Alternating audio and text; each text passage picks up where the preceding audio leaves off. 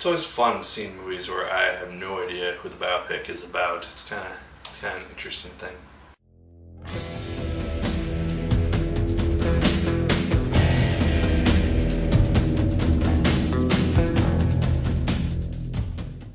Hello once again, watchers of good movies. My name is Nick Pell, and this is once again coming from my college dorm room. My winter break is done, so this is the first movie of a very long line of them that will be coming from here for the first half of 2015. Now today I went to see the movie Big Eyes. This movie came out last Christmas, and I now got a chance to see it at my local theater, so I'm going to be reviewing it for you guys. Amy Adams stars as Margaret Keane. She is this great painter who paints these portraits of these little girls with these giant eyes, and this becomes very symbolic of her work, and she feels very passionate about how she paints these things and why she paints them. And so she's someone who really gets emotional about her artwork, as opposed to Christoph Waltz's character, who is the second main character, and he doesn't really. He's much more of a businessman, and he is the reason that Margaret Keane's paintings become so popular and so big, because he claims that he painted them, while in reality she was the one doing it. So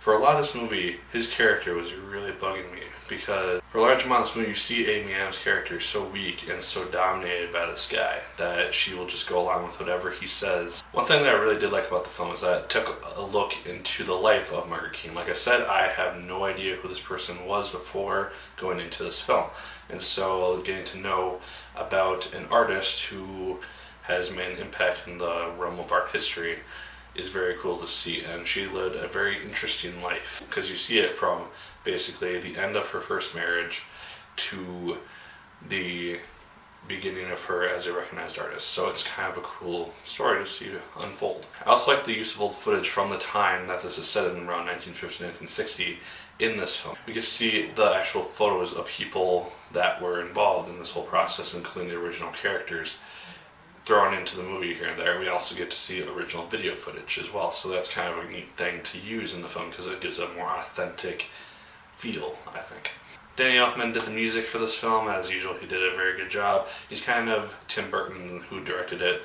It's kind of his main musician that he goes to compose things now, and he did a good job. I like the music and how it was used in this film. My other real gripe is that it starts off very slow, and I really didn't care about the plot for about the first hour of the film, because it kind of seemed to be doing a whole bunch of stuff, but didn't really seem to be going anywhere for the first hour, and it just seemed to be repeating itself a lot. But after the first hour, something happens, and then it just starts to get really a lot more interesting, and the characters kind of begin to change a lot in terms of who is in charge and who is in control of this whole situation. So that's really cool to see, and thus I really like the ending to the film, because it wrapped it up really nicely. And while you could probably predict how it was going to end, like I said, I knew nothing about how this character lived her life, and so I was really unsure of how the film was going to end, but I thought it ended really, really well.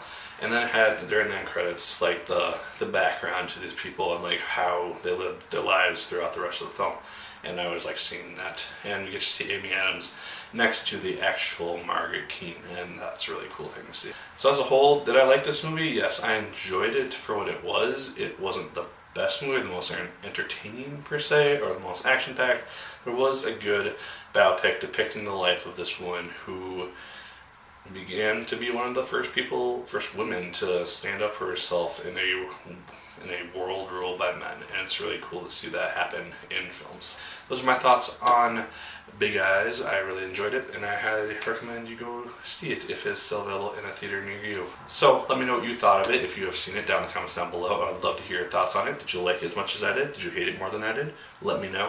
Like, favorite, comment, and subscribe. Once again, if you so choose, I'd appreciate it immensely. And as always, my people, my name is Nick Pell, and once again, keep on watching.